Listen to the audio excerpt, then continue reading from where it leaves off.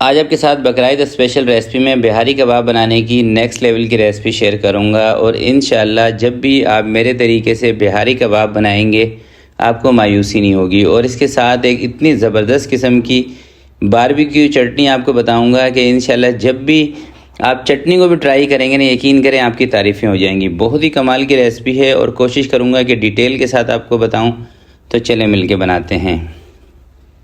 बिस्मिल्लाहिर्रहमानिर्रहीम। तो बिहारी कबाब बनाने के लिए 1 किलो मैंने ले लिया है बीफ का गोश्त। आप मटर में बना सकते हैं, बीफ में भी बना सकते हैं। गोश्त की जो कटिंग है ना, ये आपने पतली पतली सी कर लेनी है, जिस तरह से कि हम फिंगर बनाते हैं ना फ़िश का, उस टाइप की। और ये कटिंग आपने बाज़ार से ही करवा लेनी है। अगर आप कुर्बानी के गोश्त का इस्तेमाल कर रहे हैं तो आपने जो कुर्बानी का गोश्त कटिंग करने वाले आते हैं ना, उनसे ही करवा लेनी है। आप सिर्फ उनको बोलेंगे ना तो वो आपको कटिंग करके दे देंगे। अब गोश्त के अंदर 3 चम्मच आपने पपीते का पेस्ट ऐड कर देना है और पपीते के पेस्ट को आपने छिलके के साथ ही ग्राइंड करना होता है, ठीक है, छिलका उतार के नहीं। 1.5 चम्मच आपने इसके अंदर अदरक और लहसुन का पेस्ट ऐड कर देना है। 1 चम्मच लाल मिर्च का पाउडर, 1 चम्मच आपने इसके अंदर ज़ीरा पाउडर शामिल कर देना है। सौंफ का पाउडर ज़रा सा 2 चुटकी के करीब आपने इसमें ऐड कर देना है। नमक इसके अंदर आपने आधा चम्मच ऐड कर देना है।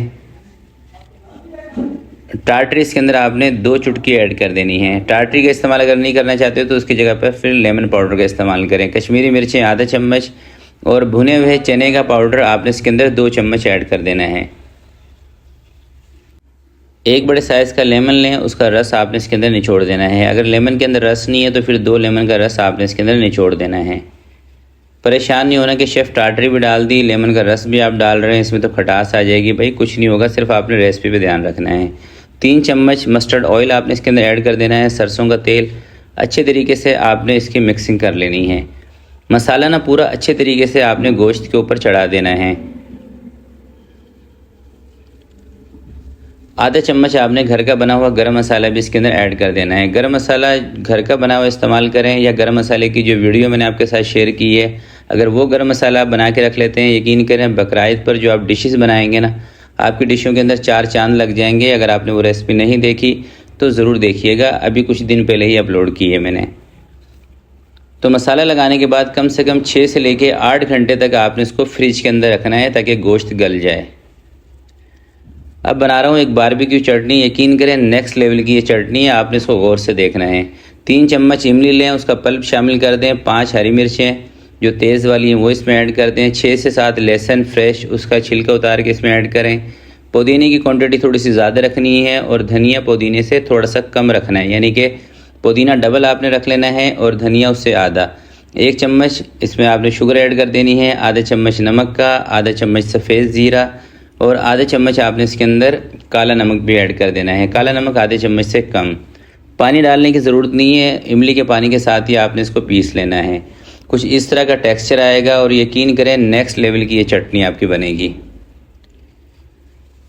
तकरीबन 8 घंटे तक इस गोश्त को मैंने रखा था फ्रिज के अंदर। देखें, गोश्त को अगर आप टाइम नहीं देंगे ना मसाला लगा के तो फिर ये गलेगा नहीं, और बिहारी कबाब अगर गले ना तो फिर मज़ा नहीं आता, ठीक है। तो इसलिए 6-8 घंटे आपने इसको लाजमी मसाला लगा के रखना है। देखें, बिहारी कबाब का अगर गोश्त नहीं गलेगा ना, गोश्त कच्चा होगा, बिहारी हो या चाहे कोई से भी कबाब हो, तो फिर मज़ा नहीं आएगा। जितना अच्छे तरीके से गोश्त गला होगा उतना ही इसके अंदर आपको टेस्ट ज़्यादा आएगा। अब सीखों पे लगाने से पहले ना आपने 2 प्याज लेनी है, उसको फ्राई करके उसको चूरा कर लेना है प्याज का। वो सीखों पे लगाने से पहले आपने इसके अंदर प्याज ऐड करनी है। मसाला लगाते वक्त प्याज नहीं ऐड करनी, बाद में ऐड करनी है जब आप इसको सीखों पे लगाने लगेंगे उस टाइम पे, ठीक है। क्योंकि शुरू में अगर आप इसमें प्याज डाल देंगे ना, 6-8 घंटे या ओवरनाइट आप इसको फ्रिज में रखेंगे तो थोड़ा सा पानी भी आ जाता है बाज़ औक़ात ना गोश्त में, तो फिर वो प्याज का जो टेस्ट है ना ख़राब सा हो जाता है। तो कबाब को सीखों पे लगाने का तरीका ये है कि आपने जिग जैग करके लगाना है और जो साइड पतली सी हो ना कबाब की, उसको इस तरह से लपेट के आपने दोबारा से इसको जिग जैग कर देना है, यानी कि थोड़ा सा अच्छे तरीके से फंसा के आपने इसको कबाबों को सीखों के ऊपर लगाना है, ठीक है। और सवाल आपका ये होगा कि शेफ़ कितने कबाब लगाएं एक सीख के ऊपर। भाई कबाब आपने उतने लगाने हैं जितनी बड़ी आपके पास अंगीठी है। अंगीठी की चौड़ाई जितनी हो ना, उससे आपने तकरीबन 3 इंच कम कबाब लगाने हैं, 2 से 3 इंच, ताकि साइडों से जगह बच जाए और आपके कबाब ख़राब ना हो, ठीक है। तो इसी तरह से सारे कबाब एक दफ़ा सीखों पे लगा लेते हैं, फिर एक ज़बरदस्त स्टेप आपको आगे चल के बताऊँगा।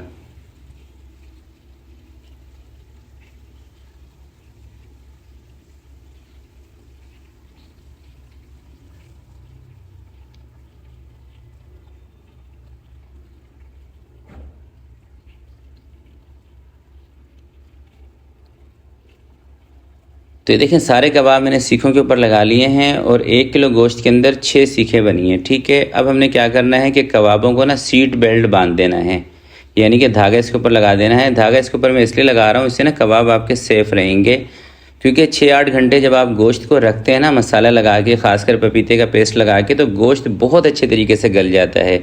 और इतना गला हुआ गोश्त और जब आप इसको रखेंगे ना कोयले के ऊपर, तो ये हो सकता है गिर जाएँ कबाब। तो सेफ़ तरीका ये है कि आप इसके ऊपर थोड़ा सा धागा मार दें, कोई मसला नहीं है, बाद में हम इसको आसानी से उतार भी लेंगे, वो तरीका भी आपको बताऊंगा। तो इसको बोलते हैं सीट बेल्ट बांध देना। तो ये आपने लाजमी करना है, ठीक है, वरना हो सकता है कि आपके कबाब गिर ना जाएं सीखों के ऊपर से। तो सारी सीखों के ऊपर इसी तरीके से धागा लगा लेते हैं। धागा लगाने का बिल्कुल आसान सा तरीका है, ये देखें इस तरीके से। एक दफ़ा आपने इस तरीके से लगा देना है, दूसरी दफ़ा ऐसे नीचे की तरफ जाके। ठीक है, तो सारे कबाबों को हमने सीट बेल्ट बांध दिया है। अब चलते हैं कोयले की तरफ और वहाँ पे इसकी सिकाई करते हैं। तो कोयले जलने स्टार्ट हो चुके हैं। इस तरीके के जब कोयले जल जाएं तो उसके बाद आपने इनको थोड़ा सा स्लो कर लेना है, इतने तेज़ कोयलों पे नहीं रखना। इस तरह से फैला के हल्का सा पानी का छींटा मार के स्लो कोयले कर लेने हैं। तेज़ आंच पे अगर रखेंगे तो 4-5 मिनट के अंदर ही ना कबाब आपके काले पीले हो जाएंगे, जबकि कबाब पकने में तकरीबन 15 से 18 मिनट लगते हैं। स्लो कोयलों पे पकेंगे, हल्की आंच पे पकेंगे, बेहतरीन कबाब पकेंगे और कलर भी जो है ना इसका बेहतरीन आएगा। अगर कोयले तेज़ होंगे तो ऊपर से पक जाएंगे, फिर अंदर से कच्चे रह जाते हैं बाज़ों का। चाहे आप बोटियाँ बना रहे हो, कबाब बना रहे हो या चिकन का कोई भी आप बारबेक्यू बना रहे हो, तो इसको हल्की आंच पे बनाया करें। जब थोड़ा सा पक जाता है उसके बाद कोयलों को हवा दे के इसको सेक लिया करें। शुरू में हल्की आंच रहेगी, हल्की आंच ऐसे ही करते हैं कि कोयलों को आपने हवा नहीं देनी। जैसे आपको तेज़ आंच करनी हो तो आप कोयले के ऊपर हवा देंगे तो आंच इसकी तेज़ हो जाएगी। ये होता है तरीका। और हर 2-3 मिनट के बाद आपने इसकी साइड को चेंज करते रहना है ताकि चारों साइड से कबाब एक ही जैसे पकें। और जैसे ही कबाब आपके पक जाएंगे, थोड़े से जान में आ जाएंगे, वो पता चल जाता है, खुशबू से ही पता चल जाएगा आपको, यकीन करें ऐसी रेसिपी है। तो जैसे कबाब पक जाएंगे लास्ट में आपने क्या करना है कि ब्रश की मदद से या तो मस्टर्ड ऑयल इसके ऊपर लगा देना है या फिर घी तेल कोई भी चीज़ हल्की हल्की सी ना ब्रश लेके उससे इसके ऊपर लगा देना है। और माशाल्लाह से आप इसका कलर देखें, यकीन करें इतनी ये कमाल की रेसिपी है ना, अगर आप इसको मेरे तरीके से बनाएंगे आपको मायूसी नहीं होने वाली, इस बात की गारंटी है। तो कबाब तकरीबन हमारे पक चुके हैं। हल्का से इसके ऊपर मैं तेल का हाथ लगा के फिर हम इसको कोयलों से नीचे उतार लेते हैं और फिर आपको दिखाता हूँ इसका मैं फाइनल लुक।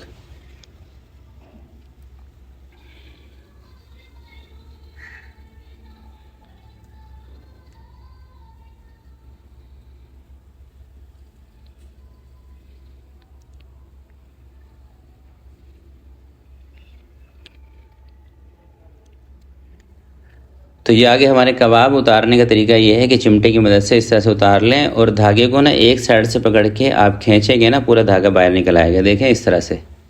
ठीक है, और अभी ना मैं आपको तोड़ के भी दिखाता हूँ। देख रहे हैं आप माशाल्लाह से कितने हलवा हो गए हैं कबाब, ये देख रहे हैं।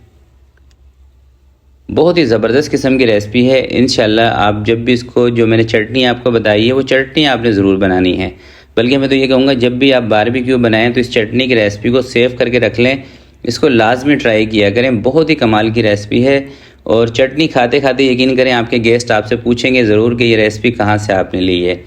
तो आप कबाब चेक कर लें, अभी चटनी इसके साथ रख लेते हैं और इसको आपने पराठों के साथ सर्व करना है, साथ में थोड़ी सी प्याज रख लें, यकीन करें आपको मज़ा आने वाला है। तो आज के लिए इतना ही, मिलते हैं किसी नेक्स्ट वीडियो में। तब तक के लिए अपना बहुत सारा ख्याल रखिएगा, अपने वालिदैन का ख्याल रखिएगा। अल्लाह हाफिज़।